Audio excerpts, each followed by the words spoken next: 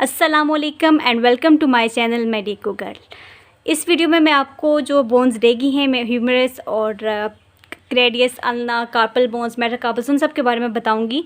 सारे important points different books से मैंने कलेक्ट किए हैं और लेंथी लेक्चर्स से कलेक्ट किए हैं ताकि शॉर्ट टाइम में आप ज़्यादा से ज़्यादा चीज़ें रिवाइज़ कर सकें, ज़्यादा से ज़्यादा नॉलेज मैं आपको दे सकूँ। तो जो हम बोन डिस्कस कर रहे थे वो ह्यूमरस है। ह्यूमरस जो हमारे पास है वो ब्रैकियम में होती है। ब्रैकियम हम आम को बोलते हैं, तो आम में सिर्फ एक ही बोन होती है और उसको हम बोलते हैं ह्यूमरस। और ये हमारे पास लॉन्ग बोन है। लॉन्ग बोन की डेफिनेशन क्या आती है? जिसमें एक डायफेजिस और दो एपिफेजिस हों, तो ये लॉन्ग बोन है। ठीक है, नेक्स्ट इंपॉर्टेंट पॉइंट्स जिसके बारे में हैं वो इसके स्ट्रक्चर में आ जाते हैं, जो मैं आपको दिखा रही हूँ यहाँ पे। ये हमारे पास है ह्यूमरस। ये हमारे पास ये स्कैपुला के ग्लेनोइड फॉसा के साथ जॉइंट बनाती है, शोल्डर जॉइंट जिसको हम बोलते हैं। तो ये जो है this is the head of the humerus. तो हेड ऑफ द ह्यूमरस जो है वो मीडियल साइड पे होता है, सुपीरियर होता है और पोस्टीरियर, ज़्यादातर ये पोस्टीरियर साइड पे होता है, हल्का सा ये सुपीरियर पे होता है, ज़्यादातर पोस्टीरियर साइड पे होता है और मीडियल ये होता है। ठीक है, मीडियल, सुपीरियर और पोस्टीरियर साइड पे होता है।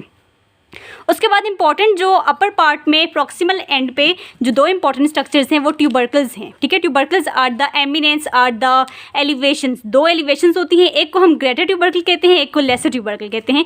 अब आपको ये कैसे पता चल सकता है कि ये ग्रेटर है और ये लेसर है? तो आपने ये याद रखना है, जो लेटरल साइड पे होगा, लेटरल एंटीरियर होगा और उसे हम बोलेंगे ग्रेटर ट्यूबरकल, और जो मीडियल साइड पे होगा उसे हम बोलेंगे लेसर ट्यूबरकल। तो ये दो ट्यूबरकल्स होते हैं। ट्यूबरकल्स हेड के साथ, हेड से अलग होते हैं, उनको एक लाइन अलग करती है, इसे हम बोलते हैं neck of the anatomical neck of the humerus. Humerus की एनाटॉमिकल नेक इसको बोलते हैं। इंपॉर्टेंट पॉइंट है। नेक्स्ट इंपॉर्टेंट पॉइंट जो याद रखने का है वो है surgical neck of the humerus. Surgical neck of the humerus जो कि ट्यूबरकल्स को शाफ्ट से अलग करती है। ये लाइन जो कि ट्यूबरकल को, जो दो ट्यूबरकल होते हैं ह्यूमरस को, इनको अलग करती है शाफ्ट से, surgical neck of the humerus. और surgical neck of the humerus के बारे में इंपॉर्टेंट एमसीक्यूज आता है। वो इंपॉर्टेंट एमसीक्यूज ये है कि surgical neck of the humerus पे एक्सिलरी नर्व यहाँ से पास करती है, एक्सिलरी नर्व पास करती है और एंटीरियर और posterior circumflex humeral vessels pass करती हैं, जो कि ब्रांच है एक्सिलरी आर्टरी की। एक्सिलरी आर्टरी की ब्रांचेस हैं anterior and posterior circumflex humeral vessels, ये पास करती हैं सर्जिकल नेक से, साथ में एक्सिलरी नर्व पास करती है। मोस्ट इंपॉर्टेंट एमसीक्यू से आपसे कंटेंट्स पूछे जा सकते हैं कि सर्जिकल नेक पे कौन सी नर्व पास करती है, कौन सी वेजल्स पास करते हैं, ये आपको याद होना चाहिए। नेक्स्ट इंपॉर्टेंट पॉइंट है इंटरट्यूबरकुलर सल्कस क्या होता है? इसको हम बायसिपिटल ग्रूव बी बोलते हैं। तो जो दो ट्यूबरकल्स हैं उनके दरमियान जो हमारे पास ग्रूव है, ये आपको नज़र आ रहा है, एक सल्कस है, ग्रूव है, एक डिप्रेशन सी है, लाइन सी, तो इसको हम बोलते हैं इंटरट्यूबरकुलर सर्कस, या इसको हम बायसिपिटल ग्रूव भी बोल सकते हैं। इसको बायसिपिटल ग्रूव क्यों बोलते हैं? इसलिए कि यहाँ से बायसेप्स ब्रेकाई जो है ये पास करता है। ठीक है, नेक्स्ट इंपॉर्टेंट पॉइंट है डेल्टॉइड ट्यूबरोसिटी। डेल्टॉइड ट्यूबरोसिटी है जो है वो ह्यूमरस के शाफ्ट पे, मिड शाफ्ट पे होती है डेल्टॉइड ट्यूबरोसिटी। ये एक ट्रायंगुलर सी एलिवेशन होती है anterior lateral surface of the mid shaft of the humerus. Anterior और लैटरल साइड पे, anterior lateral surface of the mid shaft of the humerus पे एक ट्रायंगुलर सी एलिवेशन होती है और इसकी पोस्टीरियर सरफेस पे ये कंटिन्यूस होती है और ये बनाती है, पोस्टीरियर सरफेस पे जाके ये बनाती है रेडियल ग्रूव। यहाँ पे मैं आपको दिखा रही हूँ, ये डेल्टॉइड ट्यूबरोसिटी है और ये पोस्टीरियर सरफेस पे ये कंटिन्यूस होती है, ज्वाइन करती है रेडियल ग्रूव के साथ। ग्रूव वही एक डिप्रेशन, एक लाइन सी आएगी ग्रूव, और इस ग्रूव को हम रेडियल ग्रूव कहते हैं, रेडियल ग्रूव या रेडियल सर्कस। इसको हम रेडियल ग्रूव या रेडियल सर्कस क्यों कहते हैं? ये पोस्टीरियर साइड पे होती है। ठीक है, एंटीरियर साइड में आपको दोबारा बता देती हूँ। एंटीरियर साइड पे lateral side, antero lateral surface पे यहाँ पे डेल्टॉइड ट्यूबरोसिटी होती है और पोस्टीरियर साइड पे ये डेल्टॉइड ट्यूबरोसिटी के साथ पोस्टीरियर साइड पे ये ग्रूव बनेगा। ये इसको हम बोलते हैं रेडियल ग्रूव। इसको रेडियल ग्रूव क्यों बोलते हैं? इसको रेडियल ग्रूव इसलिए बोलते हैं कि इसमें से रेडियल नर्व पास करती है, रेडियल नर्व और प्रोफंडा ब्रेकाई वेजल्स पास करती हैं, जो कि ब्रेकियल आर्टरी की ब्रांच है। ब्रेकियल आर्टरी की ब्रांच है, प्रोफंडा ब्रेकाई वेजल्स पास करती हैं रेडियल ग्रूव में से और रेडियल नर्व पास करती है। मोस्ट इंपॉर्टेंट एमसीक्यू से आपसे पूछा जाता है कि रेडियल ग्रूव के which of the following are the contents of the radial groove, तो उनमें से एक गलत दिया जाता है। ठीक है, तो आपको याद होना चाहिए कि रेडियल नर्व पास करती है रेडियल ग्रूव में से, रेडियल सर्कस में से, इसको रेडियल सर्कस भी कहा जाता है, और प्रोफंडा ब्रेकाई वेजल्स पास करती हैं। Another important point medial and lateral epi supracondylar ridges. इन तीनों में से इतना नहीं आता, लेकिन फिर मैं आपको बता देती हूँ कि लास्ट पे जो हमारे पास ये एजेस होती हैं, इनको हम जो मिडिल साइड होती है उसे मीडियल सुपरकंडाइलर रिज बोलते हैं। रिज होती है, एज एक हमारे पास होती है, एलिवेशन होती है, और जो मिडिल लेटरल साइड पे होती है उसे हम लेटरल सुपरकंडाइलर रिज बोलते हैं। और इन रिजेस के आगे ही जैसे ही ये रिजेस यहाँ पे आके एंड होती हैं, यहाँ पे ये साइड पे एंड हुई, ये साइड पे एंड हुई, इसको हम बोलेंगे लेटरल साइड पे है तो इसे हम बोलेंगे लेटरल एपिकंडाइल, और इस साइड को बोलेंगे हम मीडियल एपिकंडाइल। अब यहाँ पे इंपॉर्टेंट पॉइंट आ जाता है, इन दोनों में से इतना नहीं पूछा जाता, रिजेस आपसे कोई नहीं पूछेगा। यहाँ पे इंपॉर्टेंट पॉइंट और इंपॉर्टेंट एमसीक्यूज आता है। लेटरल एपिकंडाइल ये हमारे पास है। लेटरल एपिकंडाइल यहाँ पे कॉमन एक्सटेंसर ओरिजिन है। जो आर्म के, जो फोर आर्म के सारे एक्सटेंसर मसल्स होते हैं वो यहाँ से ओरिजिनेट होते हैं, लेटरल एपिकंडाइल से। और जो सारे फ्लेक्सर मसल्स हैं फोर आर्म के, वो मीडियल एपिकंडाइल यहाँ से ओरिजिनेट होते हैं, इसलिए इसको कॉमन फ्लेक्सर ओरिजिन कहा जाता है मीडियल एपिकंडाइल को, और लेटरल एपिकंडाइल को कहा जाता है कॉमन एक्सटेंसर ओरिजिन। मीडियल को कहा जाता है common flexor origin, lateral epicondyle को कहा जाता है कॉमन एक्सटेंसर ओरिजिन। एक और इम्पॉर्टेंट बात जो कि मीडियल एपिकंडाइल के बारे में है, वो है अल्नर सर्कस। अल्नर सर्कस ये होता है कि मीडियल एपिकंडाइल के पोस्टीरियर सरफेस पे, ये एंटीरियर का इमेज है, ये पोस्टीरियर का है, मैं आपको यहाँ पे दिखा रही हूँ। यहाँ पे इसके पोस्टीरियर सरफेस पे ये मीडियल एपिकंडाइल है, मीडियल एपिकंडाइल के पोस्टीरियर सरफेस पे यहाँ पे एक ग्रूव बना होता है, एक डिप्रेशन बनी हुई होती है, एक सर्कस बना होता है, और इसको हम अल्नर सर्कस क्यों कहते हैं? क्योंकि इसमें से अल्नर नर्व पास करती है। Posterior surface of the medial epicondyle में से कौन सी नर्व पास करती है? मोस्ट इंपॉर्टेंट एमसीक्यूज है, आपको आना चाहिए कि अल्नर नर्व पास करती है। इसके बाद इंपॉर्टेंट पॉइंट हमारे पास से फोसा है। जो हमारे पास ह्यूमरस में 3 इंपॉर्टेंट फोसा होते हैं। Fossa are the depression, round depression को हम फोसा कहते हैं। 3 इंपॉर्टेंट फोसा होते हैं। एक है रेडियल फोसा जो कि लेटरल साइड पे होता है, कोरोनाइड फोसा जो कि मिडिल साइड पे होता है, और ओलिक्रेनन फोसा जो कि पोस्टीरियर साइड पे होता है। मैं आपको दिखा देती हूँ। ये रेडियल फोसा है, इसको आप कैसे जानेंगे कि ये रेडियल फोसा है? ये लेटरल साइड पे होगा। ये हमारे पास कोरोनाइड प्रोसेस है, मिडिल साइड पे होगा, और पोस्टीरियर सरफेस पे ओलिक्रेनन प्रोसेस होगा। ये ओलिक्रेनन प्रोसेस है, ओलिक्रेनन प्रोसेस नहीं, ओलिक्रेनन फोसा है। Radial fossa, coronoid fossa, olecranon fossa. इसके बाद कंडाइल्स हैं।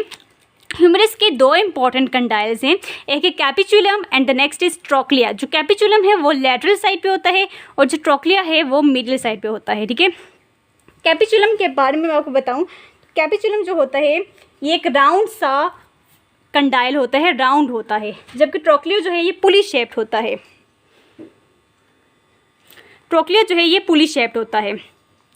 इसके बाद बहुत इंपॉर्टेंट पॉइंट है, ये आपसे अक्सर पूछते हैं व्हाट इज़ कैरिंग एंगल, तो आपको पता, तो मैं आपको ये बता रही हूँ। जो ये ट्रोक्लिया है, अगर आप इसको देख भी लें तो ये थोड़ा सा ज़्यादा नीचे की तरफ आया हुआ है, ज़्यादा प्रोमिनेंट हुआ है। तो ये 6 मिलीमीटर जो है ये मीडियल एज जो है प्रोजेक्ट करता है ज़्यादा as compare to lateral edge. ये लेटरल एज होगा, ये मीडियल एज होगा, तो इसका जो मीडियल एज है वो 6 मिलीमीटर जो है ज़्यादा नीचे की तरफ आता है। ट्रोक्लिया का मीडियल एज जो है 6 मिलीमीटर ज़्यादा आगे की तरफ इसको क्या बोलते हैं, प्रोजेक्ट हुआ होता है, आगे की तरफ ज़्यादा प्रोजेक्ट हुआ होता है। तो इसकी वजह से एक एंगल बनता है आर्म के साथ। फॉर एग्जाम्पल ये आर्म की बोन्स है, आर्म की बोन्स के साथ एक एंगल बनता है। किस वजह से बनता है? Medial and of the trochlea 6 millimetre ज़्यादा प्रोजेक्ट हुआ होता है, उस वजह से उस एंगल को क्या बोलते हैं? कैरिंग एंगल बोलते हैं। क्लिनिकल्स पे आ जाते हैं, जल्दी जल्दी क्लिनिकल्स करते हैं। इसके क्लिनिकल्स बहुत इंपॉर्टेंट है, एमसीक्यू तो मस्ट उनमें से आता है, टॉपिक वाइज भी आपका आ सकता है। फ्रैक्चर्स आपने इसके इंपॉर्टेंट याद रखने हैं। फ्रैक्चर्स जो डिफरेंट जगह से होंगे मैं आपको वो बताते जा रही हूँ। फॉर एग्जाम्पल अगर नेक का फ्रैक्चर हो गया है, सर्जिकल नेक का फ्रैक्चर हो गया है, तो आपसे एमसीक्यूज इस तरह आएगा, when there is a fracture of the surgical neck then there is a chance of injury of which nerve. तो आपको पता होना चाहिए एक्सिलरी नर्व इंजर हो सकती है, और साथ में वेजल्स में एक्सिलरी आर्टरी की ब्रांचेस एंटीरियर और पोस्टीरियर सर्कमफ्लेक्स ह्यूमरल वेजल्स के भी इंजरी के चांसेस हैं। तो ये एमसीक्यू आता है। नेक्स्ट है mid shaft. If there is a fracture of the mid shaft of the humerus, तो फिर क्या होगा? तो आपको पता होना चाहिए कि अगर फ्रैक्चर हो जाएगा mid shaft of the humerus का, तो रेडियल नर्व डैमेज हो सकती है। रेडियल सल्कस आ जाता है मिड शाफ्ट पे, तो रेडियल नर्व के इंजरी के चांसेस हैं। तो आपसे एमसीक्यू ऐसे आएगा कि mid shaft of the humerus fracture होगी है, तो which of the following has a chance of injury, तो आपको पता होना चाहिए नर्व, रेडियल नर्व की इंजरी के चांसेस है। नेक्स्ट इंपॉर्टेंट है पॉइंट है distal end. If this a fracture of the distal end of the humerus, तो फिर किस नर्व के इंजरी के चांसेस हैं? तो आपको याद होना चाहिए कि अल्नर नर्व के इंजरी के चांसेस होते हैं, क्योंकि ये पास करती है posterior surface of the medial epicondyle से। नेक्स्ट है टेनिस एल्बो। टेनिस एल्बो क्या होती है? टेनिस एल्बो में मैंने आपको यहाँ पे बताया था कि लेटरल एपिकंडाइल जो है, लेटरल एपिकंडाइल वो कॉमन एक्सटेंसर ओरिजिन है। लेटरल एपिकंडाइल जो लोग ज़्यादा टेनिस खेलते हैं, इसको टेनिस इसलिए कहते हैं क्योंकि टेनिस प्लेयर्स में ज़्यादा हो, जो लोग ज़्यादा टेनिस खेलते हैं तो लेटरल एपिकंडाइल जो कि कॉमन एक्सटेंसर ओरिजिन है, कॉमन एक्सटेंसर ओरिजिन है, वो स्वेल हो जाता है, उसकी इन्फ्लेमेशन हो जाती है। तो इसकी इन्फ्लेमेशन को हम लेटरल एपिकंडाइलाइटिस बी कहते हैं और टेनिस एल्बो बी कहते हैं। Tennis elbow is basically inflammation of the lateral epicondyle, lateral epicondylitis बी इसको कहते हैं, ठीक है। नेक्स्ट इंपॉर्टेंट पॉइंट है सुप्राकंडाइलर फ्रैक्चर। अगर हमारे पास सुप्राकंडाइलर फ्रैक्चर हो तो फिर क्या होगा? तो सुप्राकंडाइलर फ्रैक्चर, आपने ये बात याद रखनी है कि सुप्राकंडाइलर वाले एरिया से ह्यूमरस में मीडियन नर्व पास करती है। तो अगर सुप्राकंडाइलर फ्रैक्चर है तो मीडियन नर्व के इंजरी के चांसेस हैं। इसके साथ साथ वहाँ से ब्रैकियल आर्टरी पास करती है।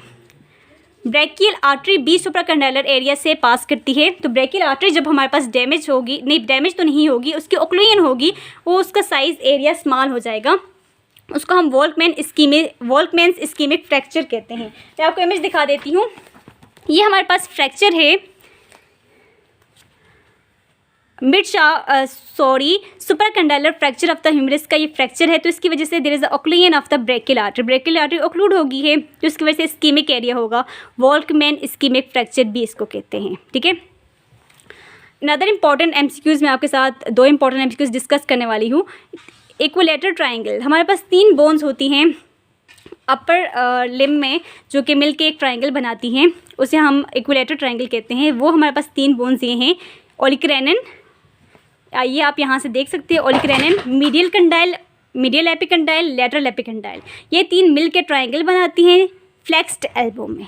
ये याद रखना है आपने, फ्लेक्स्ड एल्बो में जब एल्बो फ्लेक्स्ड होगी तो 3 बोन्स जो कि है medial epicondyle which is the part of the humerus, lateral epicondyle of course humerus का पार्ट है, और ओलिक्रेनिन प्रोसेस जो कि हमारे पास अल्ना का पार्ट है।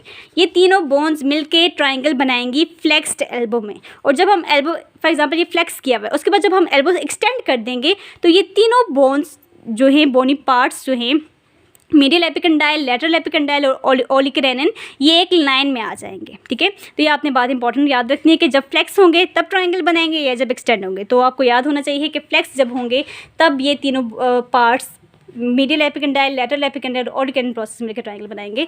Stay happy, stay healthy and stay tuned with my channel. आगे मैं आपको नेक्स्ट पार्ट में बताती हूँ।